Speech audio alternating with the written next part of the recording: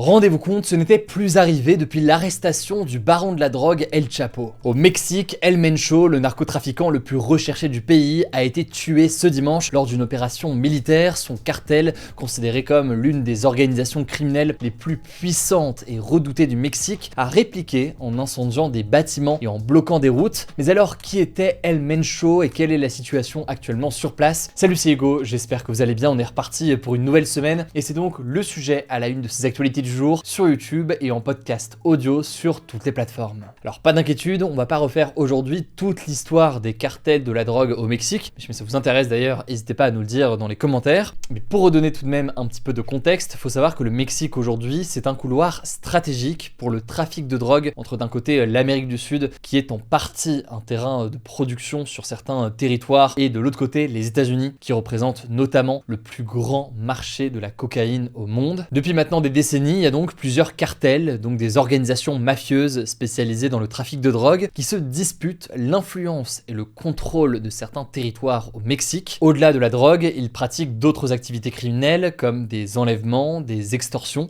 et font du trafic d'armes ou encore du trafic d'êtres humains. Plusieurs cartels disposent même d'armes de guerre comme des fusils d'assaut, des lance-roquettes ou encore des véhicules blindés, ce qui les rend donc encore plus puissants et dangereux. Et face à cela, historiquement, les différents gouvernements mexicains, ils ont lancé une véritable guerre contre la drogue dans le but d'arrêter notamment les dirigeants de ces cartels. Et sans rentrer dans le détail des différentes opérations et des différentes stratégies, ce qu'il faut bien comprendre, c'est que cette question de l'opération, de la façon de lutter contre le trafic de drogue, c'est évidemment quelque chose qui est très concernant et très important pour toute la population, mais les modes d'action, ils font davantage débat. En effet, il y a certaines opérations qui sont parfois saluées, il y a d'autres opérations qui font débat, avec parfois certaines ONG qui estiment que certaines actions alimentent les violences et finalement ne font pas toujours reculer ces cartels. Bref, la question du débat sur les différentes solutions, on pourra en reparler. Ce qu'il faut donc comprendre, c'est que là, c'est une opération de grande envergure. Ça rappelle par exemple l'opération qui avait été menée en 2016 pour l'arrestation d'El Chapo, une opération donc à l'époque contre un autre baron de la drogue. Mais aujourd'hui donc, malgré ces opérations, les cartels restent puissants et selon les chiffres officiels, les violences liées aux cartels ont fait plus de 450 000 morts et plus de 100 000 disparus depuis 2006 au Mexique. Autrement dit donc, les conséquences sont absolument colossales et désastreuses. Alors maintenant qu'on a vu tout ça, revenons à la question d'El Mencho qui a donc été tué ce dimanche. Déjà, qui était El Mencho? El Mencho, de son vrai nom Nemesio Oseguera Cervantes, il est né en 1966. Il s'est lancé très tôt dans le narcotrafic et dans les années 90, il va jusqu'à rejoindre le cartel de Milenio avant de graviter autour du cartel de Sinaloa. Le cartel de Sinaloa, c'est clairement l'un des plus anciens et l'un des plus puissants cartels de drogue du Mexique. Alors, je vous passe les détails, mais à la fin des années 2000 et au début des années 2010, suite à des luttes internes, El Mencho va réussir à monter en puissance et à transformer en fait une branche armée qui était liée au cartel Milenio. Il va transformer donc cette branche en une organisation autonome et cette organisation s'appelle le cartel de Jalisco Nouvelle Génération, donc le CJNG. Et ces dernières années, suite notamment à l'arrestation d'El Chapo, son cartel est devenu l'une des organisations les plus puissantes du Mexique, devenant même un rival direct du cartel de Sinaloa, avec une présence importante dans plusieurs régions du pays. C'est un cartel qui est notamment connu pour son usage de la violence. On parle notamment d'exécutions publiques pour semer la terreur et intimider ses rivaux, ou encore d'importantes attaques contre l'armée et la police. Par exemple, en 2015, lors d'une grande offensive des autorités pour tenter à l'époque d'arrêter El Mencho, son cartel avait utilisé un lance-roquettes sur un hélicoptère les survolant, tuant plusieurs militaires et policiers. C'était la première fois qu'un cartel réussissait à abattre un hélicoptère militaire de cette manière, et ça témoignait donc de la force de frappe de ce cartel. Autre chose que l'on peut noter, en septembre 2011, en plein après-midi, 6 camionnettes avaient coupé la circulation pour déposer sur la route 35 cadavres, le tout dans l'une des zones les plus touristiques de Veracruz. Enfin, on peut noter qu'en 2025, le cartel a été classé comme organisation terroriste par les États-Unis qui l'accusent de trafic de cocaïne, d'héroïne, de méthamphétamine ou encore de fentanyl. Et c'est notamment pourquoi El Mencho était l'un des barons de la drogue les plus recherchés par le Mexique. D'ailleurs, les États-Unis offraient jusqu'à 15 millions de dollars pour des informations menant à sa capture. Alors que s'est-il passé ce week-end?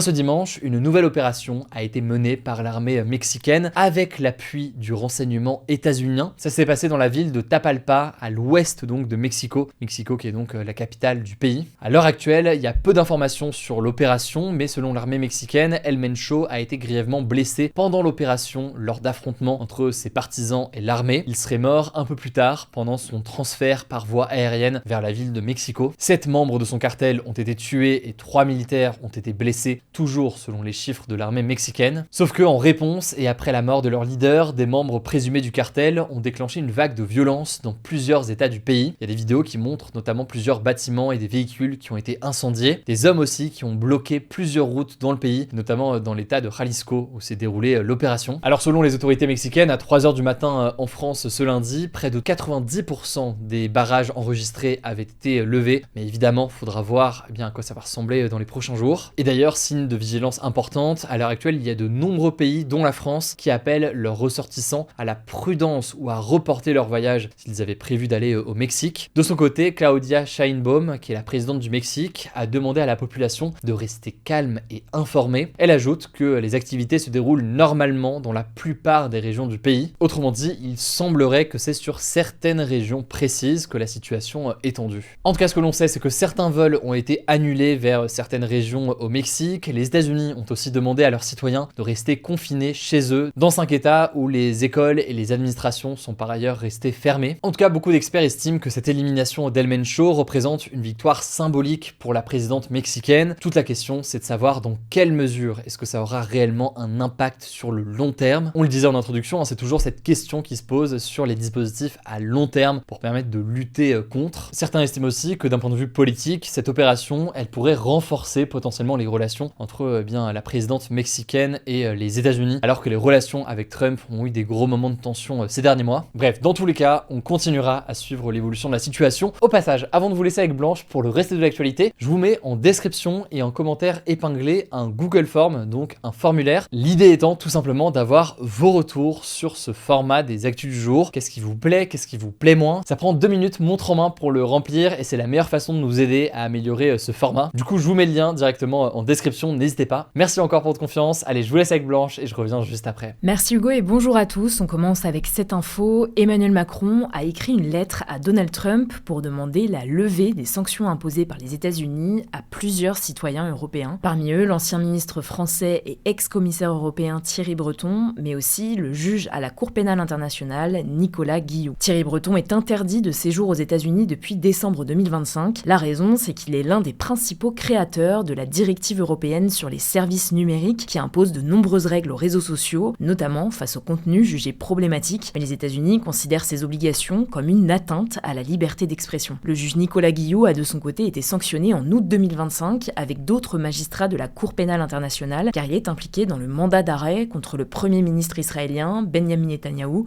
qui est proche des États-Unis. Les deux Français ont notamment l'interdiction d'entrer sur le territoire américain et Nicolas Guillou ne peut par exemple plus utiliser Amazon, Airbnb ou encore posséder une carte bancaire Visa qui sont des services américains. Dans sa lettre, Emmanuel Macron demande au président des États-Unis, je cite, de reconsidérer ses décisions et de lever les sanctions injustement imposées à ses citoyens. Donald Trump n'a pour l'instant pas donné suite à cette lettre. Deuxième actu aux États-Unis, un homme a été abattu ce dimanche après être entré dans le périmètre de sécurité de la résidence de Mar-a-Lago de Donald Trump en Floride, selon le Secret Service qui protège les présidents américains. L'homme s'appelait Austin Tucker Martin, il avait 21 ans. Il était brusquement parti ce samedi de son domicile en Caroline du Nord, à plus de 1000 km de là. Sa famille avait signalé sa disparition et un avis de recherche avait été émis par la police locale. Austin Tucker Martin se serait rendu à Mar-a-Lago armé d'un fusil à pompe et d'un jerrycan d'essence. Il aurait ensuite réussi à rentrer dans le parc de la résidence pendant qu'un autre véhicule en sortait. Selon le shérif de Palm Beach, il aurait ensuite braqué son arme vers 2 officiers du Secret Service qui l'ont directement abattu. La mère du jeune homme avait signalé l'état de confusion mentale de son fils. Austin n'avait pas de casier judiciaire. Sa famille le décrit comme un jeune homme calme et réservé qui était incapable d'utiliser une arme à feu. La Maison-Blanche a parlé de lui comme, je cite, d'un désaxé. Les enquêteurs sont désormais à la recherche de plus d'éléments pour établir un profil psychologique et d'éventuelles motivations. Troisième actu, Antonio Guterres, le secrétaire général des Nations Unies, a dénoncé la montée en puissance de la loi du plus fort qui se traduit selon lui notamment par une attaque de grande envergure partout dans le monde contre les droits humains. C'est ce qu'il a déclaré ce lundi lors de l'ouverture d'une nouvelle session du Conseil des droits de l'homme à Genève en Suisse. Selon lui, je cite, cette agression n'est menée ni en secret ni par surprise. Elle a lieu au grand jour, souvent sous la direction des plus puissants. Antonio Guterres a notamment dénoncé l'emprisonnement de journalistes et de militants des droits humains, la fermeture d'ONG, le harcèlement envers les migrants et les réfugiés, le recul des droits des femmes et des LGBTQIA+,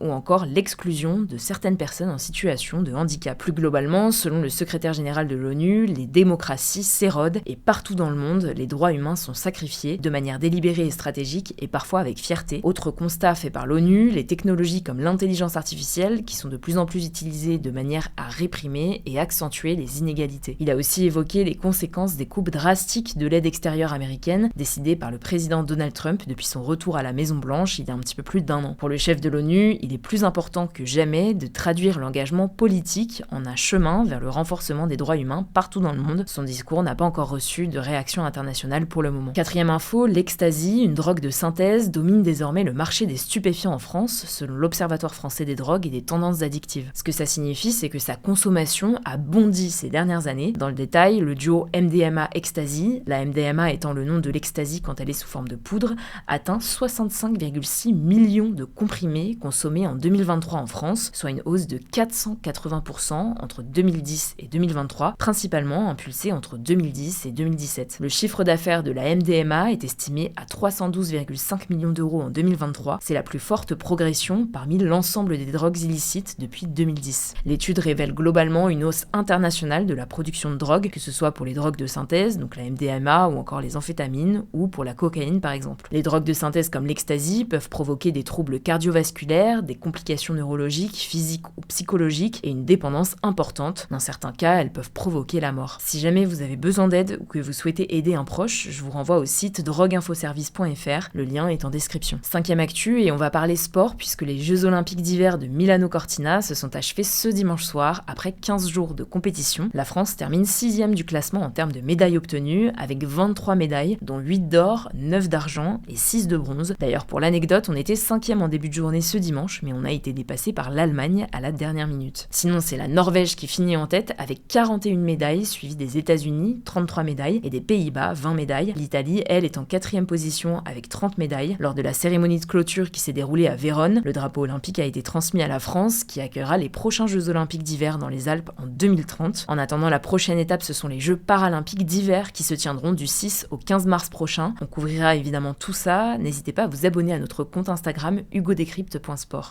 Et on finit avec cette actu culturelle. En l'occurrence, ça concerne la cérémonie des BAFTA, l'équivalent britannique des Césars, qui s'est déroulée ce dimanche soir à Londres, en Angleterre. C'est le film Une bataille après l'autre de Paul Thomas Anderson qui a obtenu le plus de récompenses avec 6 BAFTA, dont celui du meilleur film et du meilleur réalisateur. Le film raconte l'histoire d'un ancien révolutionnaire joué par Leonardo DiCaprio qui vit en marge de la société avec sa fille Willa dans une Amérique autoritaire. Côté meilleur film britannique, c'est Hamnet de Chloé Zhao qui a été récompensée et l'Irlandaise Jessie Buckley, qui incarne Agnès Shakespeare dans le film, a été sacrée meilleure actrice. Sinon, c'est le Britannique Robert Aramayo qui a obtenu la récompense du meilleur acteur pour son rôle dans le film I Swear, dans lequel il incarne un homme atteint du syndrome de Gilles de la Tourette. Avant lui, aucun acteur ni aucune actrice britannique n'avait été sacré au BAFTA depuis 2022. En fait, contrairement à d'autres cérémonies comme les Césars en France ou les Goya en Espagne, les BAFTA avaient davantage valorisé le cinéma international que britannique ces dernières années. Merci beaucoup Blanche. Alors je vous le disais, je vous mets en description le lien vers ce formulaire. Ça prend 2 minutes à remplir, ça nous permet de prendre vos retours et de continuer à améliorer ce format. Prenez soin de vous, prenez soin de vos proches et puis on se dit à demain pour une nouvelle vidéo.